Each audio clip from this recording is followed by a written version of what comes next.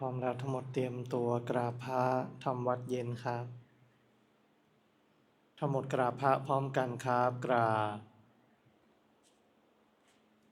กราบ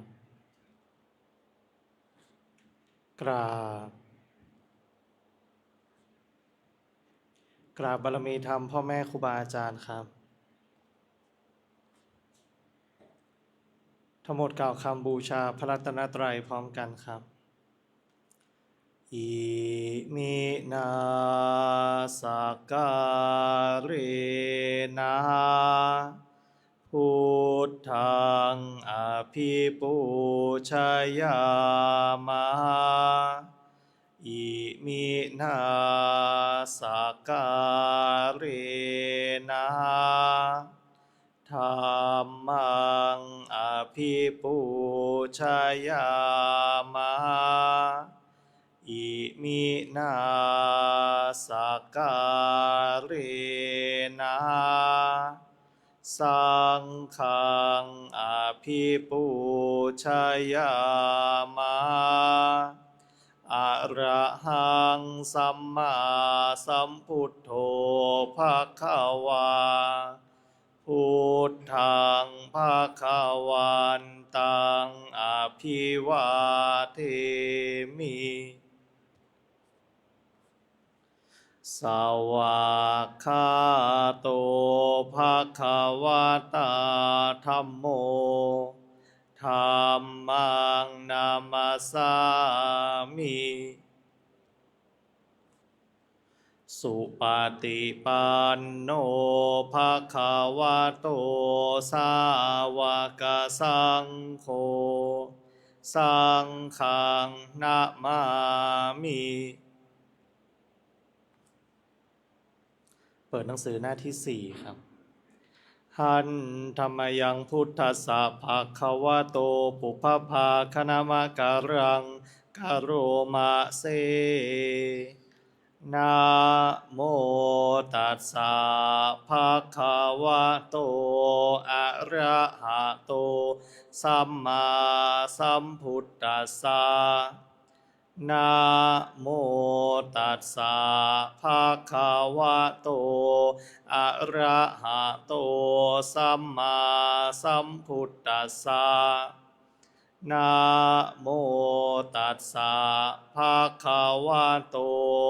อะระหะโตสัมมาสัมพุทธัสสะพุทธังสารนังคัจฉามิธัมมังสารนังคัจฉามิสังฆังสารนังคัจฉามิทุติยมปิพุทธังสารนังคัจฉามิทุติยมปิธัมมังสารนังคัจฉามิทุติยมปิสังฆังสารนังคัจฉามิตาติยมปิพุทธังสารนังคัจฉามิตาติยมปิธัมมังสารนังคัจฉามิตาติยมปิสังฆังสารนังคัจฉามิธรรมที่พระพุทธเจ้าทรงแสดงไว้เพื่อประโยชน์ของสัตว์โลกเป็นธรรมที่เห็นได้ยากยิ่งสำหรับธรรมที่จะกล่าวต่อไปนี้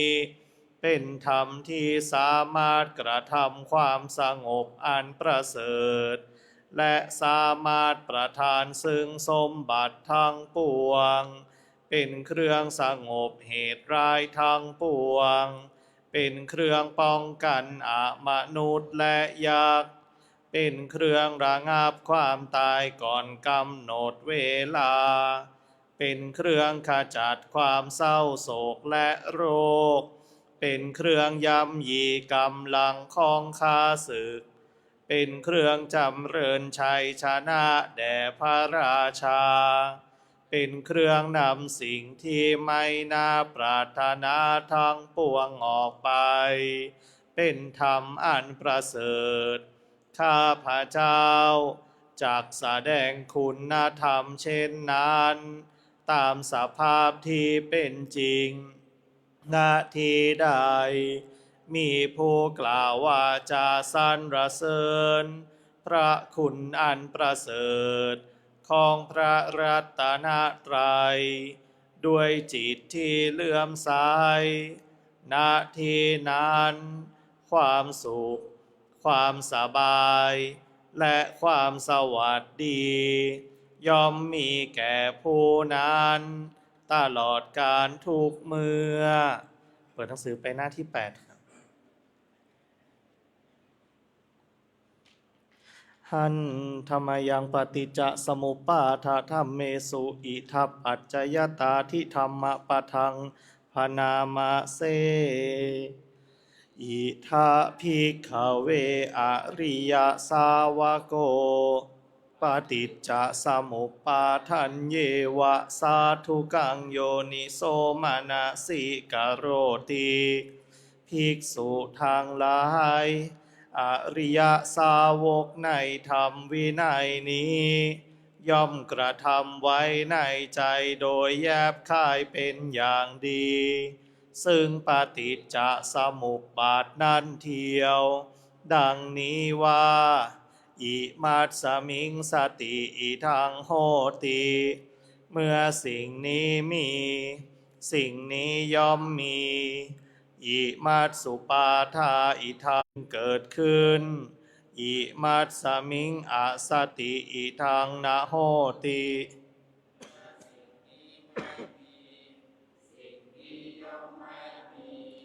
อิมัสสะนิโรธาอิทังนิรุชาติเพราะความดับไปแห่งสิ่งนี้สิ่งนี้จึงดับไปยะทิทังได้แก่สิ่งเหล่านี้คืออวิชชาปัจจยาสังขาราเพราะมีอวิชชาเป็นปัจจัยจึงมีสังขารทั้งหลายสังขารปัจจยาวิญญาณัง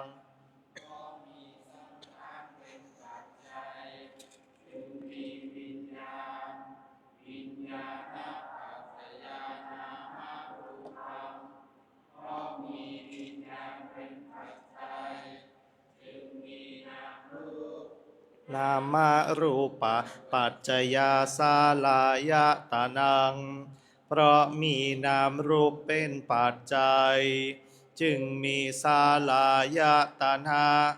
สาลายตนะปัจจยาภัสโสเพราะมีสาลายตนะเป็นปัจจัยจึงมีผัสสะผัสสะปัจจยาเวทนาเพราะมีผัสสะเป็นปัจจัยจึงมีเวทนาเวทนาปัจจยาตัณหาเพราะมีเวทนาเป็นปัจจัยจึงมีตัณหาตัณหาปัจจยาอุปาทานังเพราะมีตัณหาเป็นปัจจัยจึงมีอุปาทานอุปาทานาปัจจยาภโวเพราะมีอุปาทานเป็นปัจจัยจึงมีภพภาวะปัจจยาชาติเพราะมีภพเป็นปัจจัยจึงมีชาติชาติปัจจยาชรามรณังโสกะปริเทวะทุกขโทมนัสสุปายาสาสัมภวันติเพราะมีชาติเป็นปัจจัยชรามรณะโสกะปริเทวะทุกขโทมนัสอุปายาสะทางหลายจึงเกิดขึ้นครบถ้วนเอวะเมตัสสะเกวลัสสะทุกขขันธัสสะสมุทัยโยโหติ ความเกิดขึ้นพร้อมแห่งกองทุกข์ทั้งสิ้นนี้ย่อมมีด้วยอาการอย่างนี้อวิชชายาตะเววะอะเสสะวิราคะนิโรธาสังขาระนิโรโธเพราะความจางคลายดับไปโดยไม่เหลือแห่งอวิชชานั้นเทียวจึงมีความดับแห่งสังขารสังขาระนิโรธาวิญญาณนิโรโธเพราะมีความดับแห่งสังขารจึงมีความดับแห่งวิญญาณวิญญาณนิโรธานามรูปะนิโรโธเพราะมีความดับแห่งวิญญาณจึงมีความดับแห่งนามรูปนามรูปะนิโรธาสาลายตัณหานิโรโธเพราะมีความดับแห่งนามรูปจึงมีความดับแห่งสาลายตัณหาสาลายตัณหานิโรธาผัสสะนิโรโธเพราะมีความดับแห่งสาลายตัณหาจึงมีความดับแห่งผัสสะผัสสะนิโรธาเวทนานิโรโธเพราะมีความดับแห่งผัสสะจึงมีความดับแห่งเวทนาเวทนานิโรธาตัณหานิโรโธเพราะมีความดับแห่งเวทนาจึงมีความดับแห่งตัณหาตัณหานิโรธาอุปาทานะนิโรโธเพราะมีความดับแห่งตัณหาจึงมีความดับแห่งอุปาทานอุปาทานะนิโรธาภาวะนิโรโธเพราะมีความดับแห่งอุปาทานจึงมีความดับแห่งภพภาวะนิโรธาชาตินิโรโธเพราะมีความดับแห่งภพจึงมีความดับแห่งชาติชาตินิโรธาชรามรณังโสกะปริเทวะทุกขโทมนัสสุปายาสานิรุชชันติเพราะมีความดับแห่งชาตินั้นแลชรามรณะโสกะปริเทวะทุกขโทมนัสอุปายาสาทางหลายจึงดับสิ้นเอวะเมตัสสะเกวาลัสสะทุกขคันทัสสะนิโรโธโหติติความดับลงแห่งกองทุกข์ทั้งสิ้นนี้ย่อมมีด้วยอาการอย่างนี้ดังนี้เปิดหนังสือไปที่หน้า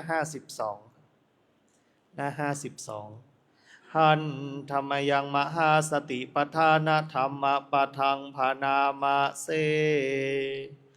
ดูกะระภิกษุทั้งหลายอีกข้อหนึ่งภิกษุพิจารณาเห็นธรรมในธรรมคืออุปาทานขันธ์ห้า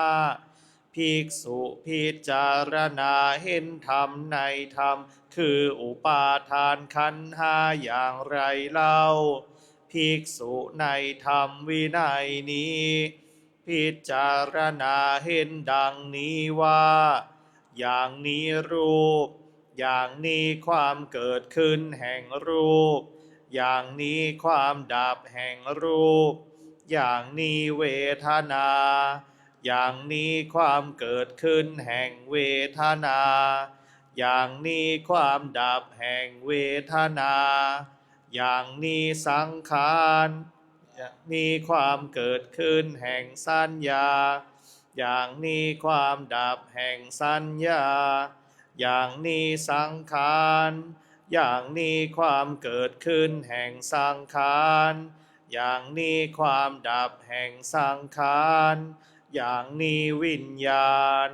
อย่างนี้ความเกิดขึ้นแห่งวิญญาณ อย่างนี้ความดับแห่งวิญญาณดังพันนามาชนีภิกษุย่อมพิจารณาเห็นธรรมในธรรมภายในบ้าง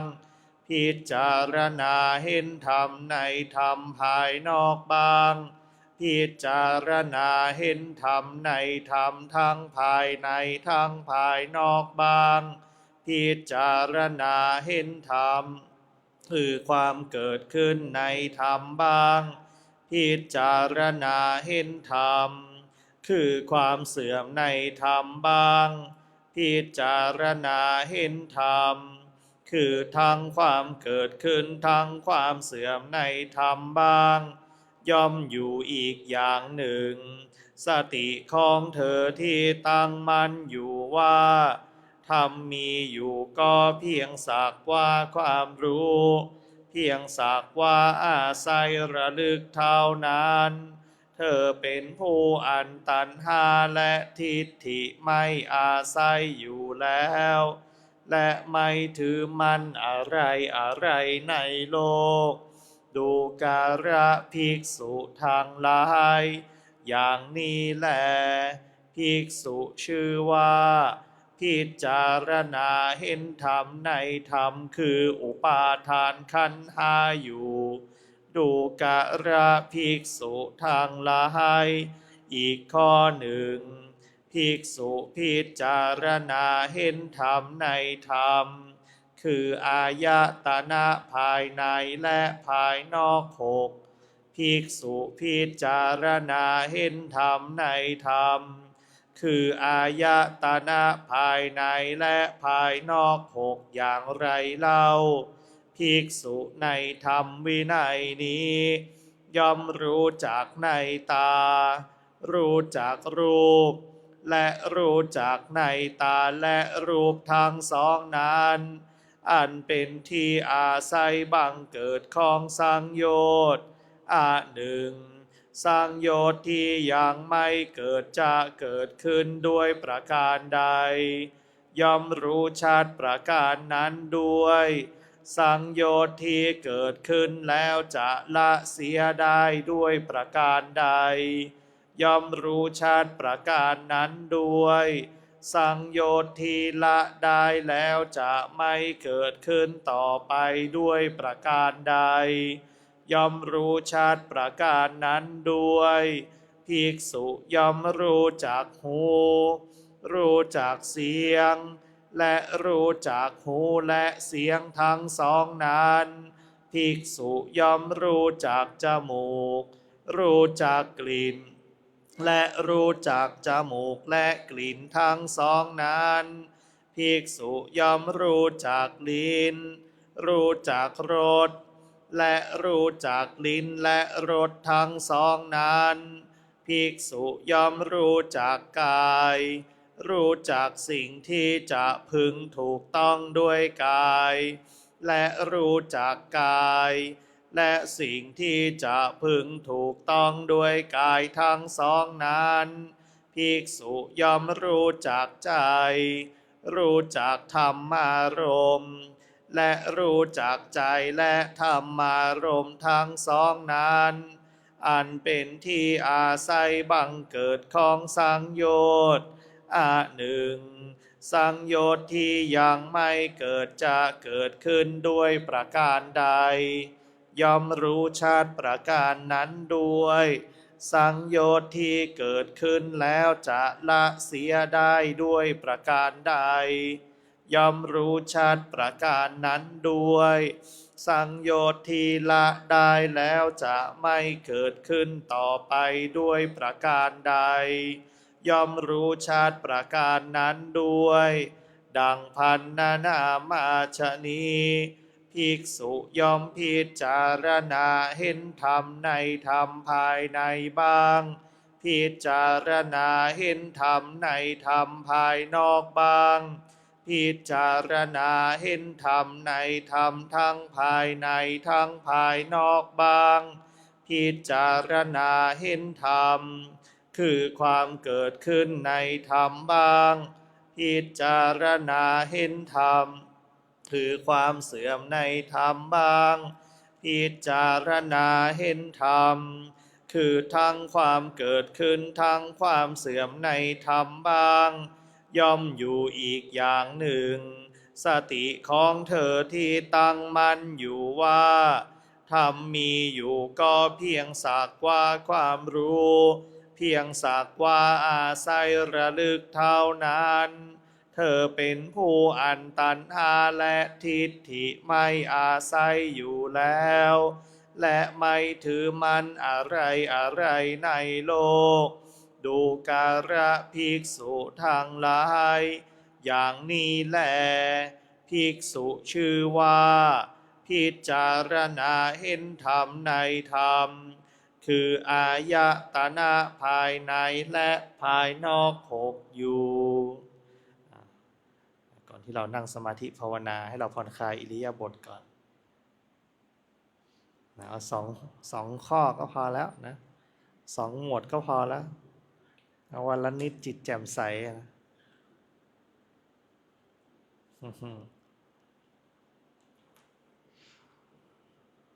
จะได้ดูได้จะได้สำรวจได้จะได้ทำความเข้าใจได้นะวันละเล็กวันละน้อยอันนี้ก็เหมือนกับเรามาฝึกดูแผนที่ฝึกดูแผนที่นะดูไปด้วยเดินทางไปด้วยเนี่ยเป็นทางแล้วล่ะใช่ไหมทางนั้นมีอยู่ใช่ไหมคนบอกทางก็มีอยู่ปลายทางก็มีอยู่นะเหลือคนเดินทางแล้วเห็นไหมคนเดินทางตัวใครตัวมันนะใครเดินก็ค่อยๆขยับเข้าไปใกล้เป้าหมายขึ้นไปเรื่อยๆนะใกล้ปลายทางเข้าไปเรื่อยๆแล้วใครไม่เดินก็ดูทางไปก่อน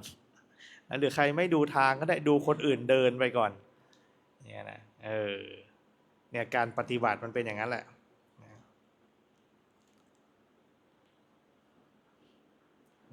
วันนี้พิจารณาอุปทานขันธ์ห้ายังไงอุปทานคือความยึดมั่นถือมั่นขันธ์ห้านะเห็นไหมรู้ทันไหมเนี่ยอุปทานยังไงเวลาเราพิจารณายังไงเหมือนตอนเนี้ยพิจารณาความเป็นปัจจุบันเนี่ยอุปทานขันธ์ห้าในปัจจุบันเริ่มแล้วเนี่ยเริ่มตอนนี้แหละไหมตั้งแต่นั่งขัดสมาธิละตั้งแต่นั่งละตั้งแต่หลับตาละไม่เนี่ยสัญญาทำงานแป๊บเดียวไอ้ที่เหลือเป็นสังขารนึกคิดตามนึกคิดต่อไปสวดเสร็จแล้วเดี๋ยวต้องนั่งสมาธิแล้วนึกภาพมาละนั่งสมาธิเป็นยังไงทำท่าทำทางให้มันเหมือนเห็นไหมน่ะสังขารคิดไปละรูปนะไปจัดการรูปละจัดการรูปเสร็จปุ๊บไหมนั่งขยับไปขยับมาหาอะไรหาสุขเวทนานั่งไปได้แป๊บหนึ่งทุกขเวทนาเนี่ยเปลี่ยนหน่อยอย่างเงี้ยเห็นไหมเนี่ยขันธ์ห้าทำงานเนี่ยครบกระบวนการเลยไหมขันธ์ทั้งห้านะทำงานไปแล้วแต่เราลืมตรงไหนเห็นไหมลืมพิจารณาแต่ละส่วนใช่ไหมลืมกรรมฐานแล้วเราจะเอาฐานอะไรเป็นที่ตั้งล่ะไม่รู้แต่ต้องนั่งขัดสมาธิก่อนหลังตรงก่อนใช่ไหมเนี่ยขันธ์ห้ามันทำงานสัญญามาก่อนสัญญานึกสัญญาใช่ไหมความจำได้ความหมายรู้ต้องเป็นอย่างนี้เอาละทีนี้นึกละปรุงแต่งละฉันเป็นหรือยังนั่งไปฉันสงบหรือยังเนี่ยสังขารพาไปทำฉันต้องตั้งกายแบบนี้ไหมเนี่ยอุปทานทั้งนั้นเลยนะอุปทานในขันธ์ห้าทั้งหมดเลยหรือว่าตอนเดินเห็นไหมตอนเดินมันตั้งแถวรอตั้งแถวกันเสร็จแล้วเดี๋ยวเดินอธิษฐานกรรมฐานปุ๊บเดินเป็นไงก้าวซ้ายก้าวขวาเดี๋ยวใบไม้ไหวเดี๋ยวเสียงนู่นเสียงนี่เดี๋ยวหมาวิ่งตามไปแล้วไม่ได้แปลกนะเราไม่ได้ผิดด้วยแต่เราต้องรู้ แต่99%คืออะไรไม่รู้เห็นไหมใช่ไหมนั่นคือจุดที่พลาดนะ99%คือไม่รู้หลงนะหลงไปแต่หลงไปแล้วสติไม่เกิดแม้แต่บางครั้งนะนั่งภาวนาสงบจริงนะรู้ได้ไงว่าภาวนาถูกนั่งปุ๊บหลับห้ามกระดุกกระดิกนิ่งใช่ไหมจะกลืนน้ำลายยังกลัวเลยจะแอบลืมตาขึ้นมาคนอื่นเขาทำอะไรกันหรือเปล่ามันก็เลยไม่เกิดผลไงเพราะฉะนั้นเราศึกษาแผนที่ไปด้วยเนี่ยแล้วก็เดินทางไปด้วยมันต้องดูตลอดนะเชื่อแผนที่อย่างเดียวได้ไหม จริงๆไม่ได้นะแต่ถ้าพูดอย่างนั้นไปเดี๋ยวผิดอีกจริงฉบับแปลไทยเนี่ยแปลไม่ตรงนะแปลไม่ตรงหลายส่วนนะแปลบางทีแปลยากไปเห็นไหมแปลยากภาษามันเหมือนเดิมไงภาษามันพอเป็นเจเนเรชันใหม่มันเราจะยึดรูปแบบเดิมไม่ได้ละมันต้องเปลี่ยนต้องเปลี่ยนไปตามยุคสมัยอันเนี้ยคือความท้าทายนะความท้าทายสำหรับเถรวาทอะไรที่ผิดไปจากคำพูดพระเถระนี่ไม่ได้เลยมันทำให้เราอยู่ยากเห็นไหมล่ะทำให้การปฏิบัติยากฉะนั้นคนปฏิบัติถูกมันก็เลยน้อยลงไปเรื่อยๆนะตราบใดที่ไม่ใช่พระเถระพูดนี้มักผิดนะผิดเพราะอะไรก็ไม่ใช่พระเถระเห็นไหม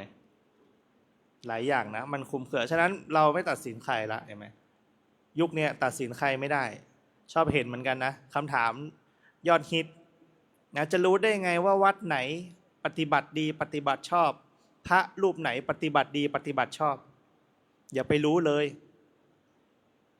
นะรู้แล้วหม่นหมองอย่ารู้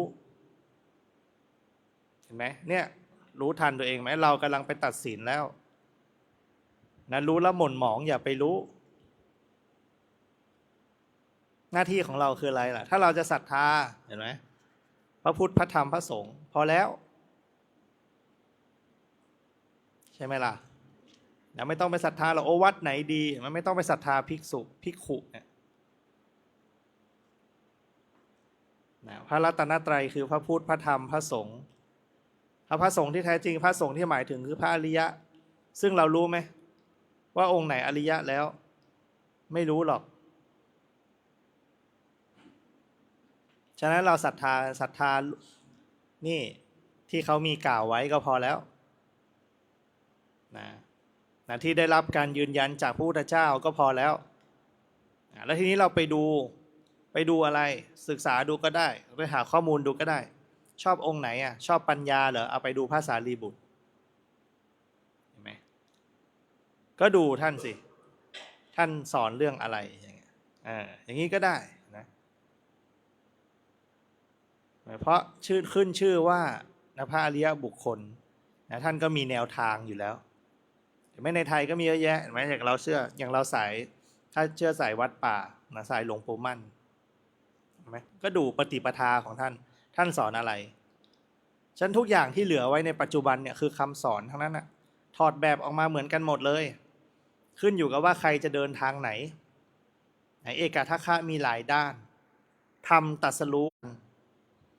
ไปเปิดดูได้นะในพระไตรปิฎกเนี่ยถ้าเกิดอริยบุคคลระดับโสดาบันขึ้นไปใครบรรลุโสดาบันจะเปล่งคำอุทานเหมือนกันหมดทุกคนในเท่าที่เปิดเจอมานะยังกินจิสมุทัยธรรมังสัพพันตังนิโรธธรรมมันติ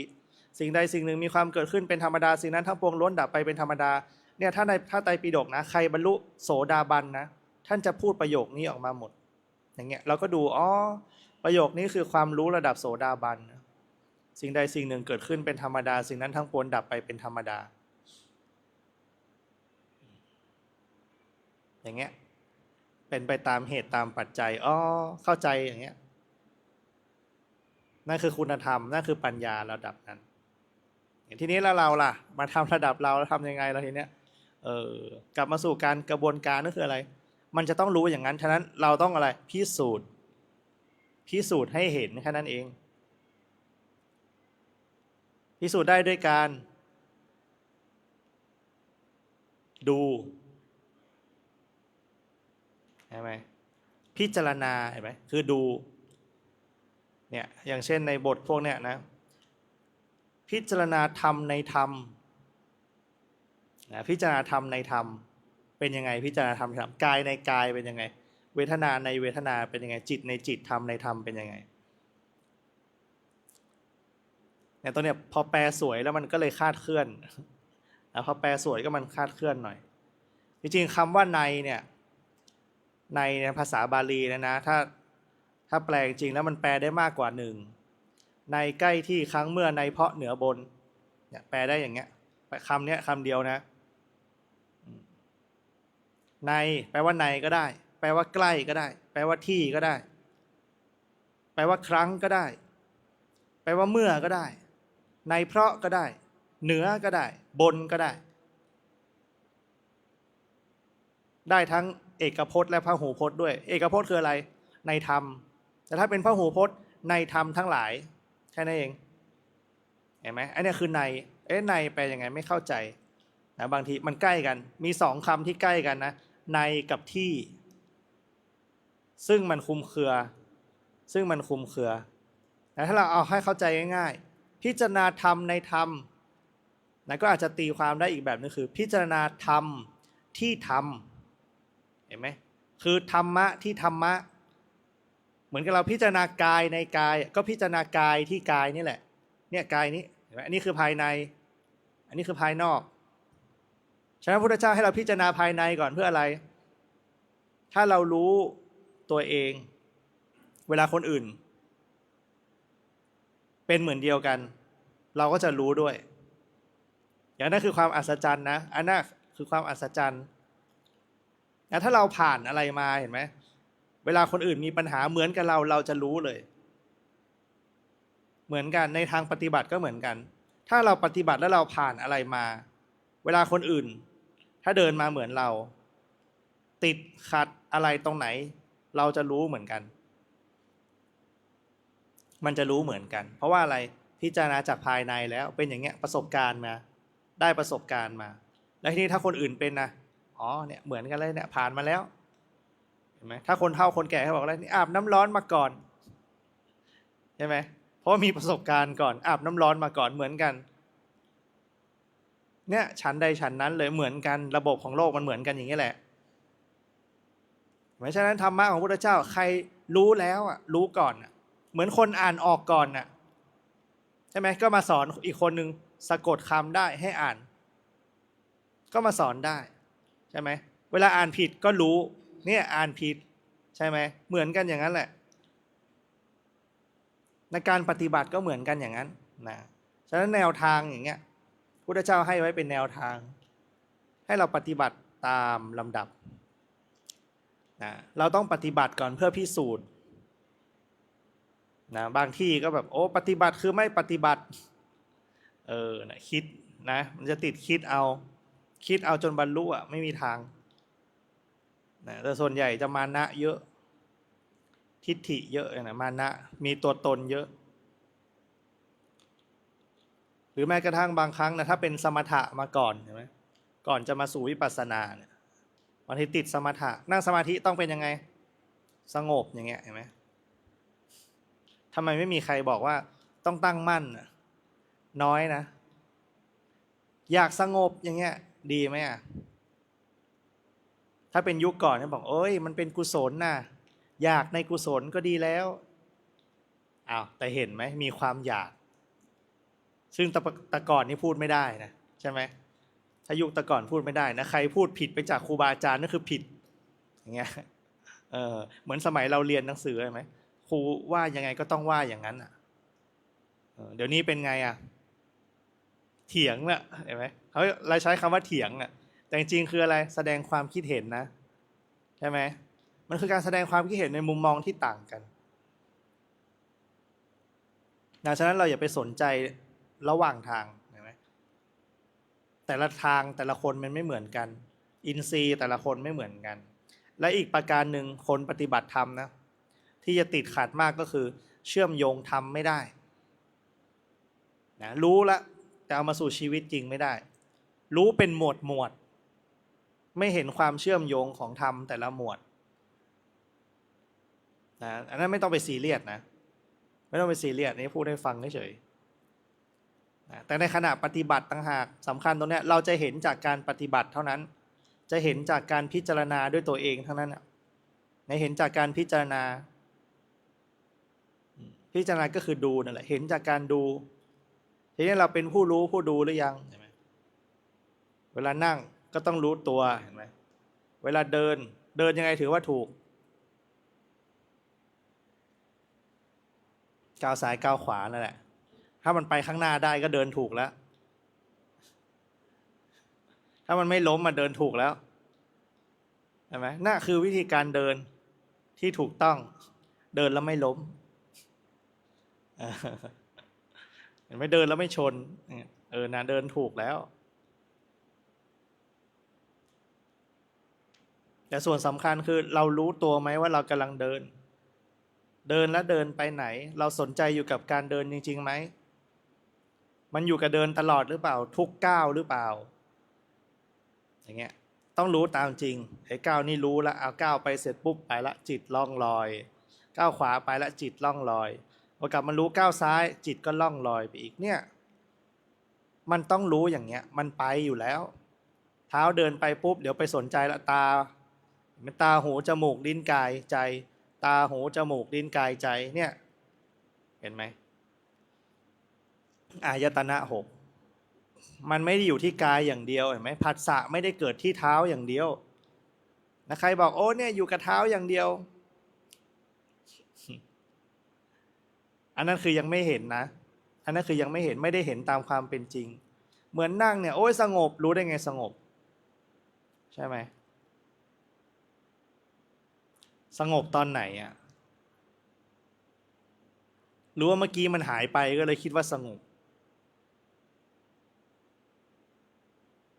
เมื่อกี้มันดับไปเมื่อกี้มันความคิดมันหายไปแต่รู้ไหมตอนความคิดดับอ่ะ ไม่รู้ตอนตื่นเห็นไหมรู้ตอนแบบหมดเวลาแล้วเหรอพอสมควรแก่เวลาปุ๊บรู้ตัวเลยสัญญาเกิดเนี่ยก็สัญญาทำงานเนี่ยคือการพิจารณาขันธ์ห้าพิจารณาอายตนะหกดูมันไปเถอะอย่าไปกลัวนะไม่ผิดแล้วก็ไม่มีใครรู้กับเรารู้ด้วยตัวเองนะ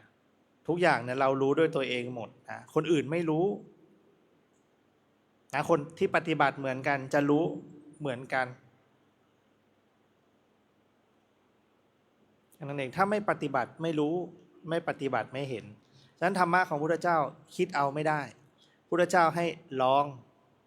ทำเองเห็นไหม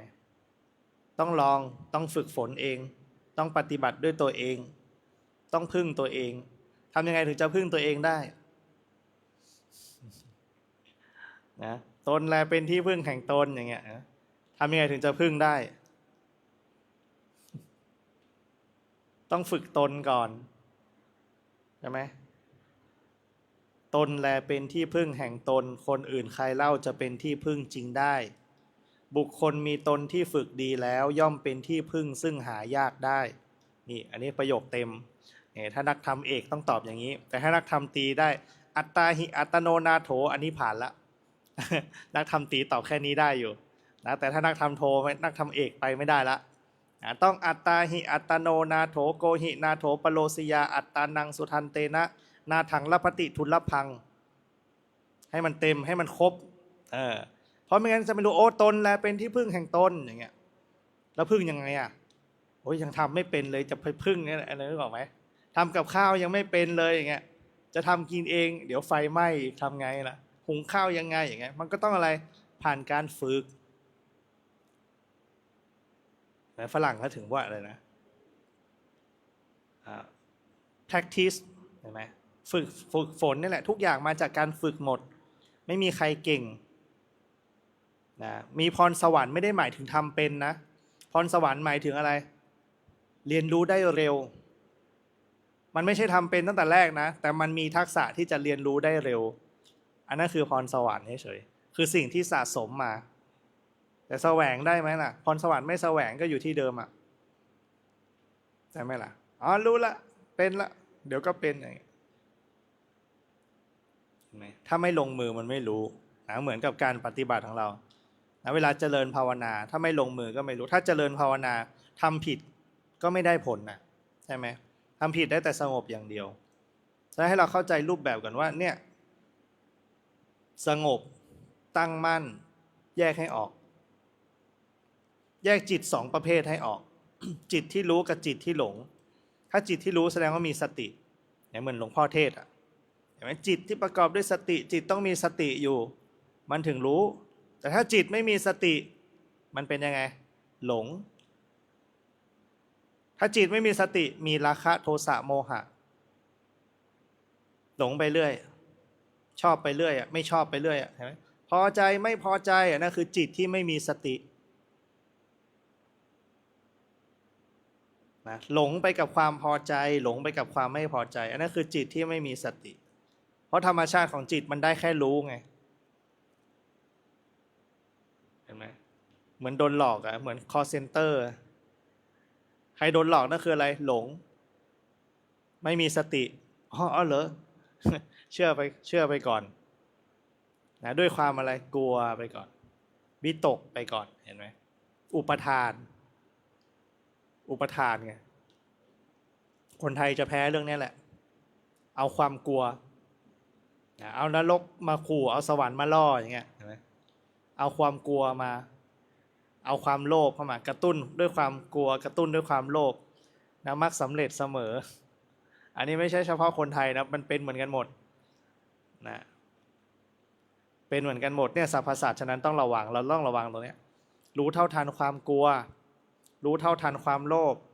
นั่นคือรู้เท่าทันความพอใจความไม่พอใจรู้เท่าทันเห็นไหมอย่างเมื่อเช้าถามนะดีนะที่ถามเรื่องสัญญาใช่ไหมเช้าโยมแมนถามเรื่องสัญญาจริงสัญญามันดับไม่ได้มันทำงานของมันสัญญามีหน้าที่อะไรจำได้กับหมายรู้อันนั้นคือเรื่องของมันจำได้กับหมายรู้แต่ถ้าเรามีสติรู้เท่าทันสัญญาเหมือนมีสติรู้เท่าทันแพนด้าถ้าแพนด้ามาใกล้ๆต้องรู้ทันมันถ้ารู้ไม่ทันมันโดนมันแงบน่องใช่ไหมรู้ไม่ทันมาเห็นไหมแต่ถ้าเรารู้ทันเป็นไงมันไม่ทำอะไรนะใช่ไหมล่ะอันนั้นคือมีสติรู้ทันเห็นไหม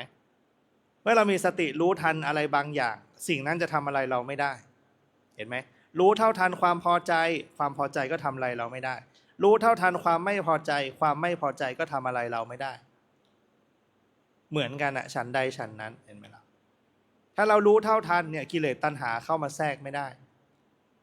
รู้เท่าทันถ้ามันคิดขึ้นมา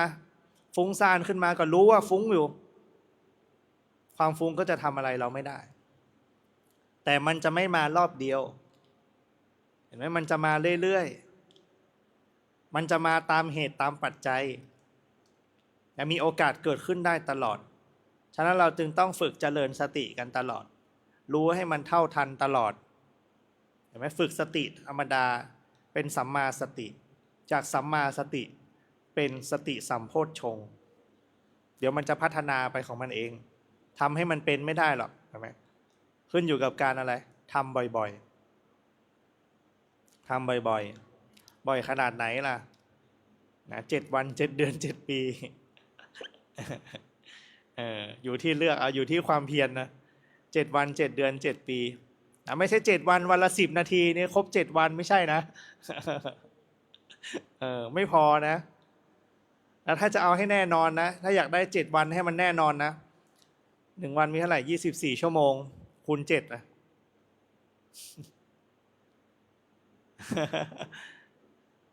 7 4 28เท่าไหร่ก็7 4 28ใช่ไหม168เนี่ย168 ชั่วโมงต่อเนื่องเนี่ยไม่หลุดแต่ถ้าหลุดบ้างก็ทดเวลาไป2 ชั่วโมงแรกก็ไปแล้วเห็นไหมเนี่ยมันอยู่ที่ความเพียรนะมันอยู่ที่ความเพียรของเราอันนี้คือระยะสั้น7 วัน เหมือนพระอะไรอีกอะพัทยานี่เขาสะสมมาเยอะนะที่โดนแม่วัวขวิดตายนะยังไม่ทันได้บวชเลยนะแต่บรรลุธรรมไปแล้วยังไม่บรรลุธรรมไปแล้วงานนั้นก็ไหวนั่นคือสะสมมานะมีความพร้อมมาเรานี่ยุคหลังละนะเป็นชนรุ่นหลังละรุ่นเก็บตกนะรุ่นเก็บตกแต่ก็ไม่ที่สุดหรอกนะก็ยังมีครูบาอาจารย์ท่านก็พูดถึงอยู่นะว่าอายุของพุทธศาสนาจะเจริญรุ่งเรืองในไทยไปอีก100 กว่าปีแต่ต้องจะมีพระอรหันต์บังเกิดอะไรเงี้ยนะก็ไม่รู้เหมือนกันนะครูบาอาจารย์ท่านพูดนะก็จะเป็นยุคเฟื่องฟูอีกครั้งนะไทยมหารัฐเนี่ยมั้งนะยุคเฟื่องฟูนะยุคเรเนซองส์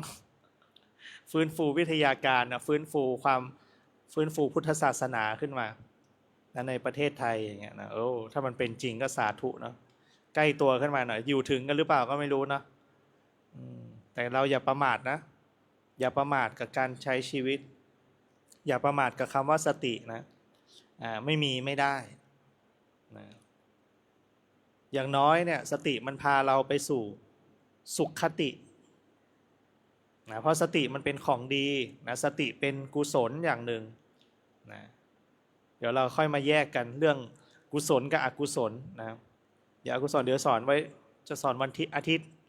นะตอนแรกจะเอาพรุ่งนี้แล้วพรุ่งนี้ติดธุระนะ2 วันเสาร์อีกนะวันเสาร์ไปนี่อีกเนาะบ้านแพะนะไปส่งสการอีกนะไปงานศพอีกนะก็จะว่าเดี๋ยววันอาทิตย์สอนดูลายมือแบบวิปัสสนานะมาจากคัมภีร์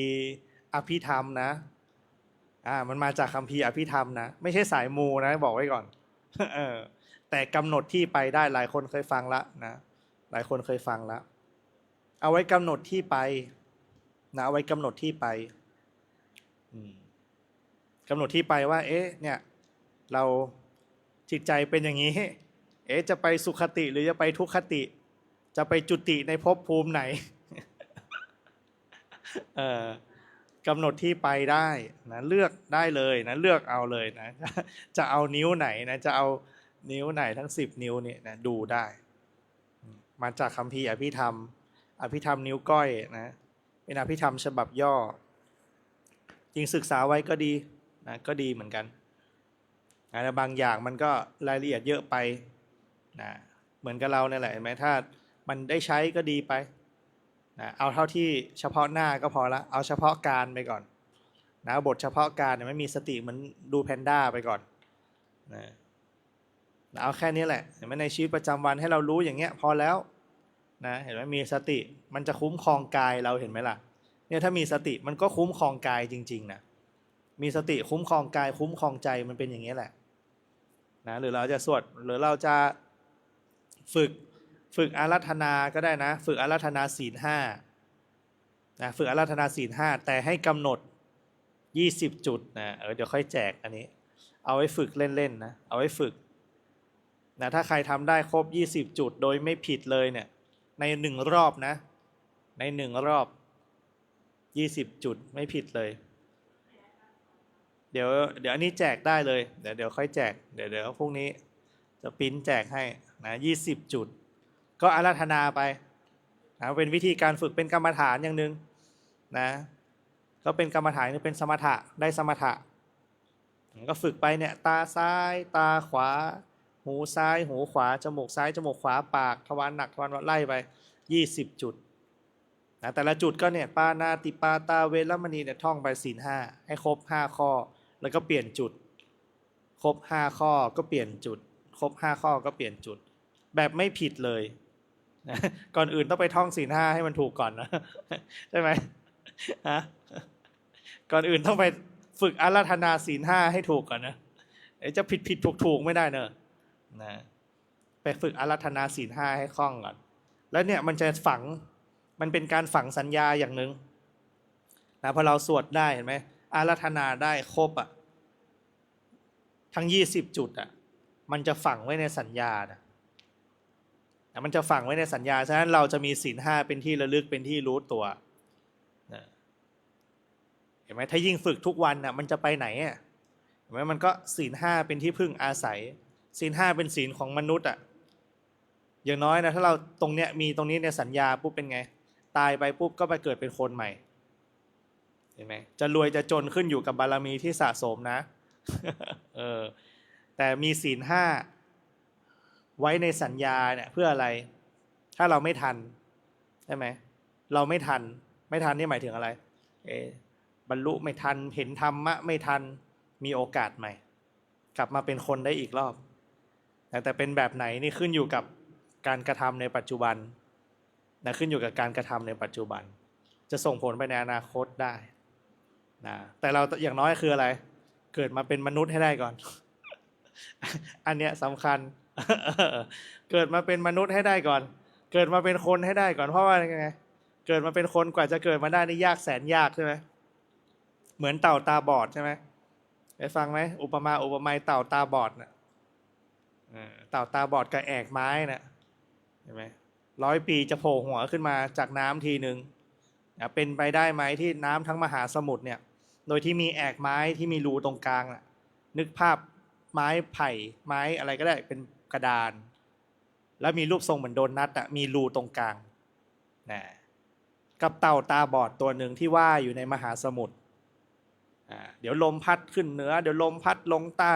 ลมตะวันออกพัดไปตะวันตกลมตะวันตกพัดไปตะวันออกแอกไม้เนี่ยมันจะลอยไปไหนก็ไม่รู้ใช่ไหม100 ปีเนี่ยเต่าตาบอดมันจะโผล่หัวขึ้นมาทีหนึ่งอ่ะแล้วมันยากหรือมันง่ายล่ะที่ว่าเต่าเนี่ยมันจะโผล่หัวขึ้นมาแล้วหัวมันสอดเข้าไปในแอกไม้นี่พอดีอันนั้นเนี่ยอุปไมยประหนึ่งว่าเราที่จะได้เกิดมาเป็นมนุษย์อ่ะมันยากขนาดนั้นเห็นไหมยากขนาดนั้นอ่ะนะแต่เราเนี่ยถือว่ามีวาสนานะเราถือว่าได้โอกาสมากเลยนะเป็นเต่าตาบอดนะที่โผล่หัวขึ้นมาแล้วสอดเข้ามาในแอกไม้พอดีเห็นไหมเนี่ยมันนั่งอยู่ตรงเนี้ยน้อยมากเลยนะน้อยในน้อยเพราะอะไรเนี่ยวาสนาไม่ใช่วาสนาต่ออะไรไม่วาสนาต่อธรรมะของพุทธเจ้านะมีวาสนาต่อพระโคดมแม้จะบารมีน้อยก็เลยไม่ทันเห็นตัวเป็นไม่ทันเห็นตัวจริงเห็นไหมแต่ศาสนาของพระโคดมยังอยู่เนี่ยเรายังมีวาสนาต่อพระโคดมนะพระสัมมาสัมพุทธเจ้าองค์ปัจจุบันเนี่ยพระโคตมะพุทธเจ้านะนี่ถือว่าเรายังมีวาสนาต่อท่านตอนนั้นเราอาจจะเป็นจิ้งหรีดอาจจะเป็นไส้เดือนได้ฟังธรรมก็ได้เป็นสัตว์อยู่แถวนั้นนะท่านก็เทศธรรมไปเห็นไหมเราก็เลยได้กลับมาฟังธรรมอีกรอบหนึ่งตอนนั้นอาจจะไม่เข้าใจตอนนี้มันก็มาเริ่มทำความเข้าใจใหม่ก็สะสมอย่างเงี้ยไปเรื่อยๆเห็นไหมสะสมกันอย่างเงี้ยไปเรื่อยๆไอ้นี่มันสุตตะการพิจารณาไข้ควรเนี่ยเป็นจินตะที่เหลือคือการภาวนาเอาไปปฏิบัติเอาไปทำให้มันถูกแค่นั้นเองฉะนั้นเราต้องรู้กันว่าทำถูกเป็นยังไงทำถูกคือไม่ผิดทำถูกคือธรรมดาถ้ามันไหลไม่ธรรมดานั้นเริ่มปรุงละให้เข้าใจว่าธรรมดามันต้องไม่ปรุงแต่ถ้ามันเหนือธรรมดาปรุงละเหาะเหินเดินอากาศปรุงละแรกๆอาจจะถูกนะแต่พอโอ้ยเก่งว่ะเราทำได้ว่ะเอาละไปละปรุงละเหมือนกันเวลานั่งสมาธิภาวนาการเห็นอะไรต่างๆมันไม่ใช่เรื่องแปลกสำหรับการภาวนาแต่เห็นแล้วสนใจเนี่ยเริ่มปรุงละเริ่มแปลกใช่ไหมท่านให้เห็นสักแต่ว่าเห็นน่ะแต่เห็นแล้วไปโอ้เนี่ยเราเห็นว่าเราเก่งเนี่ยเริ่มปรุงไปแล้วพอเป็นอย่างนั้นเข้าไปเป็นยังไงล่ะสิ่งที่ตามมาคืออะไรหลงหลงเหมือนกันเหมือนสายกสิณน่ะเห็นไหมถ้าเน้นการเพ่งชอบกสิณเนี่ยชอบอภิญญาต้องมีครูบาอาจารย์ไม่ได้เป็นอะไรหรอกไม่ได้มีไว้ทำอะไรหรอกมีไว้เตือนว่าอย่าหลงเนี่ยเพิ่งมีวันนี้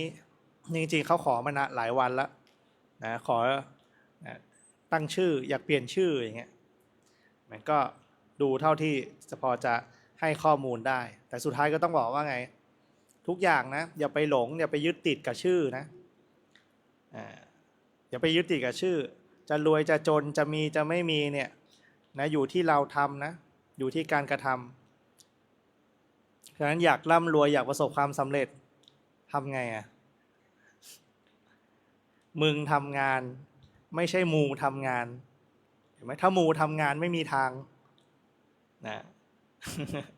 เออก็ต้องเตือนหนักๆหน่อยเห็นไหมเราต้องไปทำความสำเร็จมันจะมาจากการกระทำเห็นไหมไม่ได้มาจากการแบบไหว้แล้วได้ไหว้แล้วได้ไม่มีนะเออฉะนั้นอย่าคาดหวังใช่ไหมคำโบราณอย่าหวังถูกหวยรวยกับพ่อเมียเนี่ยไม่ได้เห็นไหมใช่ไหม เออนะอย่าหวังอย่างนี้นะมันยากนะมันยากนะฉะนั้นเรากระทำไปอย่างเงี้ยนะพระพุทธเจ้าสอนเราให้อะไรพอถ้าพอเพียงนั่นแหละดีแล้วนะมักน้อยสันโดษนะคือความพอเพียงพอเพียงคือยังไงอดอยากๆหรือเปล่าไม่ใช่นะพออยู่พอกินสมถะคือยังไงพอใจเท่าที่มียินดีเท่าที่ได้พอเพียงคือยังไงไม่อดไม่อยากนะถือว่าพอเพียงแล้วนะเนี่ยเรามีสติระลึกรู้สิ่งเหล่านี้ในชีวิตประจำวันเห็นไหมไม่ใช่สิ่งไกลตัวเลยนะแล้วเราสังเกตเถอะนะสิ่งเหล่านี้มันใกล้ตัวเราทั้งนั้นมีมากถามคำถามคือเวลามีมากทุกข์หรือสุขเวลามีเวลามีเป็นทุกข์หรือเป็นสุขฮะเวลามีเป็นทุกข์หรือเป็นสุข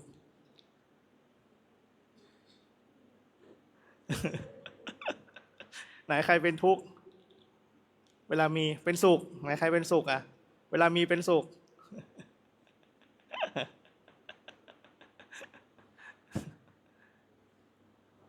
จริงๆยังไม่ทุกข์ไม่สุขหรอก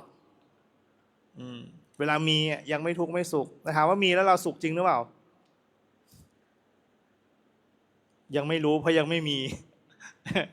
แต่ตอนนี้ก็เลยอะไรทุกข์ไปก่อนแต่คนที่มีเขาก็จะพูดเหมือนกันนั่นแหละเห็นไหมจริงๆมีหรือไม่มีทุกข์เหมือนกันไม่เชื่อต้องลอง ต้องลองแต่มันลองไม่ได้เนาะไม่มีแล้วไม่มีอีก เห็นไหมขณะที่ไม่มีก็ทุกข์แล้ว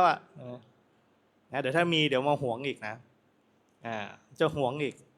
ขนาดไม่มียังหวงเลยฉะนั้นไปพิจารณาดูให้ดีในขณะที่มีก็ตามไม่มีก็ตามความสุขความทุกข์ยังไม่เกิดนะแต่ความสุขความทุกข์มันจะเกิดก็ต่อเมื่ออะไรอยากมีอยากไม่มี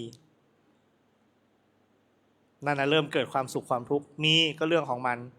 ไม่มีก็เรื่องของมันในขณะที่มีก็ตามไม่มีก็ตามความสุขความทุกข์ไม่เกิดมีก็ตามไม่มีก็ตามความสุขความทุกข์ไม่เกิดแต่ถ้าเมื่อไหร่ที่เรามีอุปทานต่อความมีอุปทานต่อความไม่มีสุขทุกข์จะเกิดเมื่อนั้นเห็นไหมแยกตรงนี้ออกจะได้เป็นโสดาบันไวๆ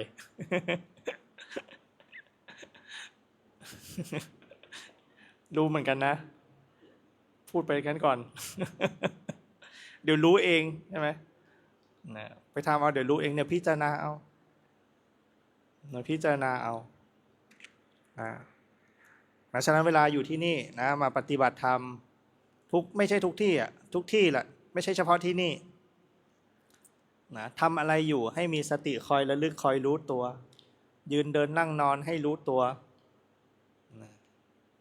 นั่นแหละพอแล้วนั่นแหละคือวิธีการฝึกแล้วนะทำให้มากไม่รู้จะรู้ไม่รู้ว่าจะรู้อะไรดีก็รู้ลมหายใจไปก่อนแต่บางคนไม่ถนัดก็คือไม่ถนัดไม่แปลกนั่งไม่ได้นั่งนานไม่ได้ก็เดินมันมีตั้งหลายท่านี่นะได้หมดทุกท่าอย่าลืมว่าประโยคที่พระพุทธเจ้าใช้คืออะไรหรือเธอตั้งกายไว้ด้วยอาการอย่างใดให้รู้ชัดอาการอย่างนั้นเอาเลยตามสบายเลยทีเนี้ยท่าไหนก็ได้แต่ให้รู้ตัวท่าไหนก็ได้แต่ให้รู้ตัวเหมือนเวลาเรานอนกว่าจะสบายพลิกซ้ายพลิกขวา ร้อนๆอย่างนี้ยิ่งไปกันใหญ่เลยใช่ไหมนะแต่โชคดีนะที่อากาศตอนเช้ามันเย็นนะยังโชคดีอยู่นะแต่ถ้าเป็นอากาศร้อนๆเนี่ยโอ้กลางคืนกว่าจะนอนได้เป็นไงนะเปิดหน้าต่างก็แล้วเปิดพัดลมอัดก็แล้วนะใส่ไอ้น้ำก็แล้วแต่ถ้าร้อนมากๆก็นอนศาลาได้นะนะนอนศาลาเลยเอาหมอนมาปูเลยนะแล้วก็พัดลมเป่านะเหมือนช่วงเด็กนะเด็กวัดมานอนอ่ะเด็กนักเรียนน่ะบางคนไม่นอนหรอกไม่นอนในเต็นท์นะนอนข้างนอกเอาพัดลมเป่าเอาพัดลมนะมันจะเย็นได้ยังไงเนาะอย่างเงี้ยแหมทำตนให้ลำบากหรือเปล่าไม่รู้นะเนี่ยเหตุปัจจัยมันไม่ได้นะเห็นไหมเนี่ยด้วยความไม่รู้ก็คิดว่าอย่างเงี้ยมีพัดลมยังไงก็เย็นแต่ถ้าเราปิดหมดเป็นไงล่ะเหมือนพัดลมเนี่ยถ้ามีตามห้อง2 อาคารแรกเนี่ยเป็นพัดลมไอ้น้ำใช่ไหมนะถ้าเราปิดหน้าต่างหมดเป็นไงชื้นอยู่ข้างในอีกนะเหนียวตัวอีกนะเห็นไหมแล้วมันก็ต้องเปิดอากาศให้มันถ่ายเทอย่างเงี้ยติดระแนงให้เรียบร้อยแล้วนะตอนแรกไม่มีตอนแรกพอไม่มีปุ๊บก็เปิดลำบากเลยนะเนี่ยจะเปิดแต่มุ้งลวดก็ไม่ได้นะกลัวอีกนะนะเดี๋ยวนี้ติดนะติดไม่มีมุ้งลวดนะไม่มีเหล็กดัดนะเอาไม้ติดไปก่อนนี่แหละสมถะเห็นไหมนะแต่ยังสัปปายะไม่พออาจจะยังสู้เรื่องอากาศไม่ได้แต่ต้องเข้าใจว่าที่ไหนก็เหมือนกันนะเราคงต้องรอต้นไม้โตกันไปก่อนนะจริงๆ5 ปีเนี่ยได้ขนาดนี้เท่าไหร่แล้วเนี่ย5 ปีละ4 ปีปีนี้ปีที่4เพราะสร้างนี่ตั้งแต่65ศาลาเนี่ยสร้าง65เสร็จตอนตุลา65ประมาณนั้นเสร็จประมาณตุลาเสร็จก่อนกฐินอันนี้ไม่ทันหรอกมั้งเนี่ยไม่มีใครมายุคแรกนะยุคแรกข้างหน้านี่ดินแดงนะจะบอกข้างหน้านี้ดินแดงนะหินทั้งนั้นนะจะมีต้นไม้อยู่ริมๆนั่นแหละแค่นั้นแหละต้นใหญ่ๆนะข้างล่างนี่ไม่มีเลยนะตอนฝนตกก็น้ำท่วมศาลาน้ำก็จะไหลลงมาซึมเข้ามาข้างในศาลาได้นะยุคแรกนะน่าจะมีรูปอยู่ในเพจอยู่มั้งน่าจะมีอยู่นะไปเปิดดูได้นะโอ้โหทันยุคแรกใช่ไหมทันยุคแรกหลวงพ่อก็นอนนี่นอนมุมนี้นะแต่ข้างล่างนะอาสนะนี่ยังไม่มีนะ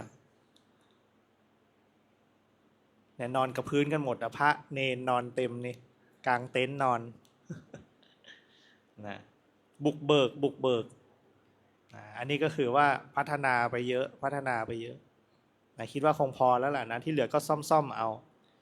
นะเพราะไม่อยากสร้างแล้วเดี๋ยวเกิดวันดีคืนดีเขาไล่ที่นะเหมือนหลายๆที่นะเริ่มโดนกันแล้วเนาะเขาไม่หิวก็ไปอะเนาะ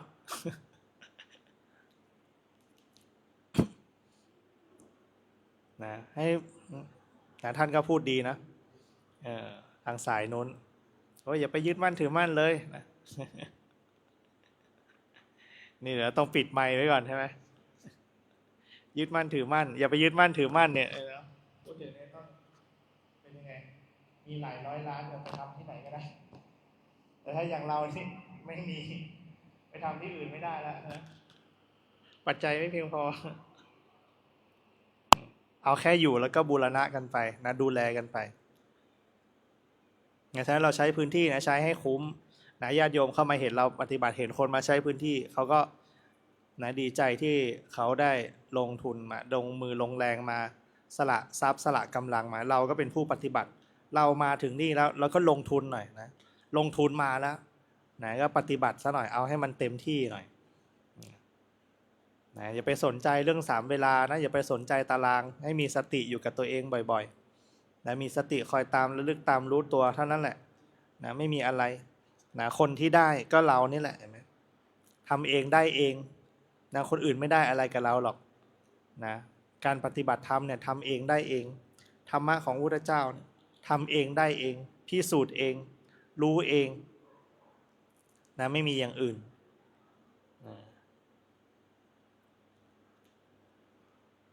นะเดี๋ยวพูดมากแล้วนะพอสมควรแก่เวลาแล้วจบ เอาพอแค่นี้แล้วนะวันนี้นะ นะพูดจริงจังบ้างนะพูดไปเรื่อยบ้างนะ ก็ถ้ามีใครมีข้อสงสัยมีอะไรนะก็เดี๋ยวค่อยเปิดกล่องถามได้นะสอบถามได้นะเห็นเดินไปเดินมาเนี่ยไม่ต้องเกรงใจกันมากนะมีอะไรก็ถามได้นะสนทนาทำได้ตลอดทุกครั้งที่เห็นหน้านะ หรือว่ามีคำถามเดี๋ยวนี้ถ้ามีคำถามนะใน Line แอดนะสามารถที่จะลงคำถามได้นะแต่ลงคำถามต้องดูด้วยนะต้องหมายถึงว่าอะไรปฏิบัติมานิดนึงละต้องปฏิบัติเล็กน้อยแล้วติดขัดตรงไหนอะไรตรงไหนนะไปเพิ่มเติมได้สอบถามได้ใน Line แอด Line Official นะแต่ถ้าอยู่ในพื้นที่เนี่ยเดี๋ยวก็จะแจ้งนะอาจจะต้องมานั่งคุยอย่างเงี้ยนั่งสอบอารมณ์กันนะมันอยู่ในหัวข้ออยู่นะสามารถลงได้นะเพิ่งเปิดไม่นานนะเพิ่งเปิดไม่กี่วันนี้เองนะหัวข้อใหม่นะลงทะเบียนสำหรับการสอบอารมณ์จริงรับเฉพาะนะรับเฉพาะคนที่อยู่ในสถานที่นะจะไม่ตอบออนไลน์นะไม่มีการซูมเห็นหน้านะไม่มีนะเพราะว่ามันต้องอาศัยการโต้ตอบนะ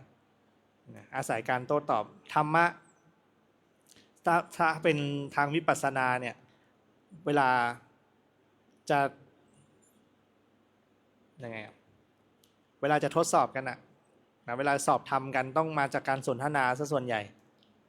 ใช่เวลาสนทนาเราถึงจะรู้สภาวะกันนะรู้ความเป็นไปรู้การปฏิบัติกันได้อย่างเงี้ยมาจากการสนทนานะเหมือนที่เราเนี่ยถ้าสนทนาโต้ตอบกันมันก็จะได้อะไรไปอีกเยอะนะเพราะว่าบางทีนั่งคิดคนเดียวนั่งคิดไม่ออกหรอกนะใครอยากรู้เรื่องอะไรใครจะไปรู้ใช่ไหมนะก็ได้แต่พูดไปเรื่อยๆอย่างนั้นแหละนะเดี๋ยวมันมีประเด็นอะไรขึ้นมาก็หยิบมาพูดได้ถ้าเรามีข้อสงสัยมีอะไรก็สอบถามได้แล้วจะเป็นประโยชน์ต่อคนอื่นได้เห็นไหมก็จะคนอื่นจะได้รู้ไปกับเราด้วยนะเอาละไป จบเอาไว้แต่เพียงเท่านี้นะเดี๋ยวลำดับต่อไปเราจะได้แผ่เมตตาร่วมกันนะให้เราระลึกถึงความดีคุณงามความดีที่เราได้กระทำแล้วในวันนี้นะระลึกถึงทานนะแม้ได้ไม่ได้สละทรัพย์เนี่ยสละกำลังนะสละเวลานำมาสู่การปฏิบัติก็ถือว่าเป็นทานแล้วนะสละเวลาสละกำลังสละแรงของเรานี่ก็ถือว่าเป็นทานบารมีแล้วนะศีลเราก็ได้รักษากันแล้วนะครบบ้างไม่ครบบ้างนะแต่ไม่ต้องอาราธนาทุกวันนะให้ระลึกไว้ทุกวันนะอันไหนพลาดไปแล้วก็ให้รู้ว่าพลาดอันไหนที่รักษาไว้ได้ก็ให้รู้ว่ารักษาไว้ได้นะนั่นแหละถึงจะพัฒนาไปสู่การภาวนาได้เห็นไหมภาวนาก็กลับมาระลึกรู้ตัวเนี่ยเป็นบุญเป็นกุศลแล้วนี่คือความดีที่เราได้เพียรกระทำแล้วในทุกๆวันนะเราก็ใช้ความดีความเป็นกุศลนี่แหละที่เรามีแล้วได้กระทำแล้วได้สำเร็จแล้วนะที่จะแผ่อุทิศไปถึงบรรดาสรรพสัตว์ทั้งหลายทั่วสากลโลกนะทั้งที่รู้จักก็ดีไม่รู้จักก็ดีนะเกี่ยวข้องก็ดีไม่เกี่ยวข้องก็ดีนะเราก็อุทิศไปถึงบรรดาสรรพสัตว์ทั้งหลายนะอย่าได้มีประมาณนะระลึกไปทั่วๆนะให้เปรียบเหมือนตัวเราเองนี้เป็นแสงสว่างนะเป็นดวงอาทิตย์นะส่องสว่างไปทั่วทุกสารทิศนะความดีอะไรความเป็นกุศลอะไรที่เราได้กระทำแล้วเราก็แผ่ออกไปเหมือนแสงสว่างของดวงอาทิตย์นะให้ทุกคนกล่าวตามพุทโธกัมมัฏฐาโมกัมมะจุติสัมพุทโธกรรมอันใดที่ข้าพเจ้าได้เคยประมาทล่วงเกินไปแล้วนั้นขอโปรดอโหสิกรรมซึ่งกันและกันด้วยอำนาจแห่งพระพุทธเจ้าเถิดปัตโตเมตังปรชีวินังสุขโตจุติจิตตะเมตตานิพพานังสุขโตจุติข้าพเจ้าขออุทิศแผ่บุญกุศลคุณงามความดีที่ข้าพเจ้าได้กระทำแล้ว ในวันนี้ขออุทิศถึงสรรพสัตว์ทั้งหลาย ทั่วสากลโลก อันมีบิดามารดา ปู่ย่าตายาย ลูกหลานญาติมิตร บรรพบุรุษ เทวบุตรเทวดา เทพาอารักษ์สรรพสัตว์ทั้งหลาย ดวงจิตดวงวิญญาณทั้งหลายอมนุษย์ทั้งหลาย เปรตอสุรกาย สัตว์นรกทั้งหลาย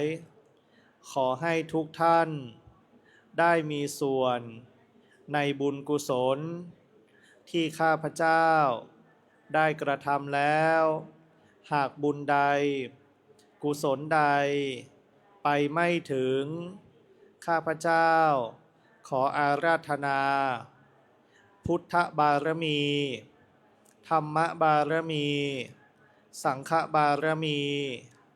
จงมาเป็นกำลังในการอุทิศแผ่บุญกุศลของข้าพเจ้า ให้ไปถึงสรรพสัตว์ทั้งหลาย ทั่วสากลโลก ด้วยเทินพุทโธกัมมัฏฐาโมกัมมะจุติ สัมพุทโธปัตโตเมตัง ปรชีวินัง สุขโตจุติ จิตตะเมตตา นิพพานัง สุขโตจุติ อิมังตานากัมมังนิปปานาปัจจายโยโหนตุโนนิจจังอิมังศีลากัมนิปปานาปัจจายโยโหนตุโนนิจจังอิมังภาวานานิปปานาปัจจายโยโหนตุโนนิจจังยังกินจิกุสาลังกาตาปังกัมมังสัพเพกาเตหิกาตังปุญญังโนอานุโมตันตุสุนันตุเยเตวาอาสามิงธาเนอาทิกาตาติขายุกาสาตาหนตุสัพปัสตานังสุขีอัตตานังปริหารันตุมาตาปิตาสุขีตาทุกขาปามุนจันตุสัพเพยาติกาสุขีตาหนตุทุกขาปามุนจันตุสัพเพอายาติกาสุขีตาทุกขาปามุนจันตุสัพเพปิสาสัพเพญาคาสัพเพเปตาสุขีตาหนตุปามุนจันตุสัพเพนักขัตตาสุขีตาหนตุทุกขาปามุนจันตุสัพเพเทวาหนตุทุกขาปามุนจันตุสัพเพอาจาริยุปัชฌายาสุขีตาหนตุปามุนจันตุสัพพะสัมปตินังสมิจฉันตุโว